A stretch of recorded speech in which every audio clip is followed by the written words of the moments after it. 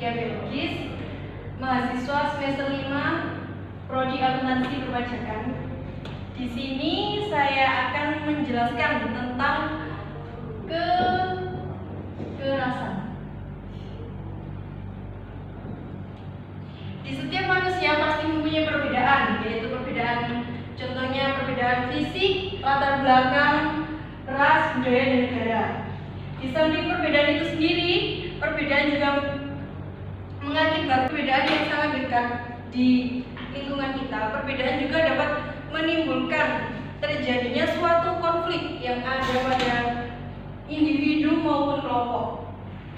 Di sini apakah sudah tahu arti kekerasan itu sendiri? Pukulan. Ya, baik. Kekerasan itu sendiri adalah suatu tindakan kekerasan terhadap suatu kelompok atau individu yang menyebabkan terjadinya kontak fisik. Ya, seperti itu. Kekerasan menurut bentuknya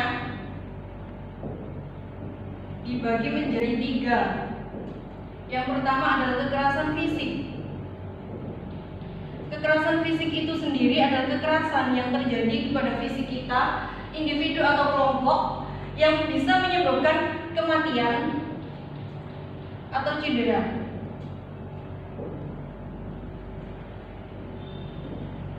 Yang bisa menyebabkan hukuman pada pelakunya itu sendiri. Yang kedua adalah bentuk kekerasan terstruktur. Bentuk dari kekerasan struktural itu sendiri adalah kekerasan yang terencana, baik itu individu maupun kelompok yang sudah terencana, seperti pada masalah yang sedang terjadi baru-baru ini, yaitu kekerasan Ferdy Sambo dan Brigadir Yosua. Dari masalah beliau ini kita dapat mengerti bahwa kekerasan struktural itu sendiri bisa sangat berakibat fatal, bahkan kematian yang terjadi pada Brigadir Yosua. Bentuk kekerasan yang ketiga adalah kekerasan yang dialami secara psikologis, yaitu kekerasan terhadap pikiran, psikis yang dialami oleh korbannya. Kita tahu sendiri bahwa kekerasan itu tidak hanya fisik saja. Kekerasan itu juga bisa meliputi kekerasan verbal dan kekerasan non-verbal.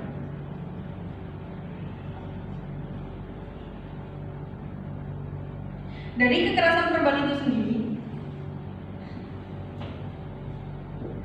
kekerasan verbal itu apa sih? Ada yang tahu nggak? Kekerasan verbal itu biasanya terjadi dengan omongan. Berarti kekerasan omongan ini bisa dilakukan siapapun bisa melakukannya. Yang kedua adalah kekerasan nonverbal, yaitu kekerasan.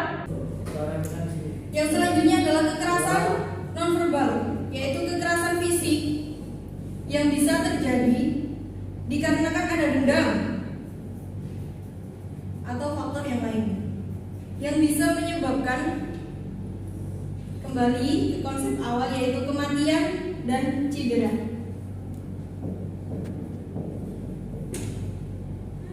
Sudah sampai sini ya? Baik teman-teman, dari penjelasan saya dari kekerasan ini, apakah ada yang ditanyakan? Ya baik, silakan. Gimana ya caranya kita menghadapi orang-orang yang melakukan kekerasan secara verbal?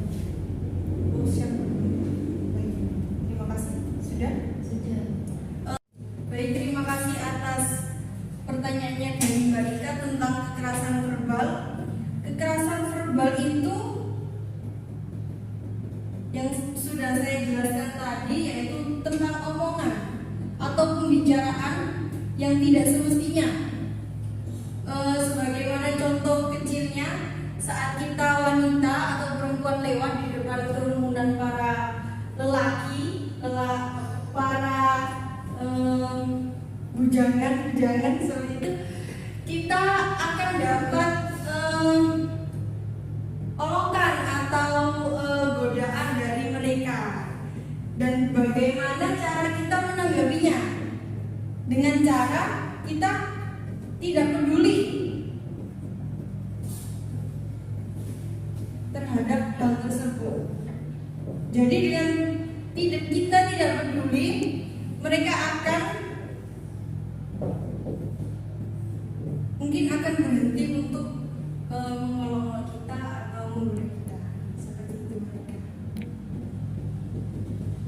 Baik, kalau sudah tidak ada yang ditanyakan, sekian dari penjelasan saya. Saya berpesan kita sebagai masyarakat luas harus lebih awas terhadap kekerasan itu sendiri, dan kita sebagai masyarakat luas harus melaporkan kepada pihak yang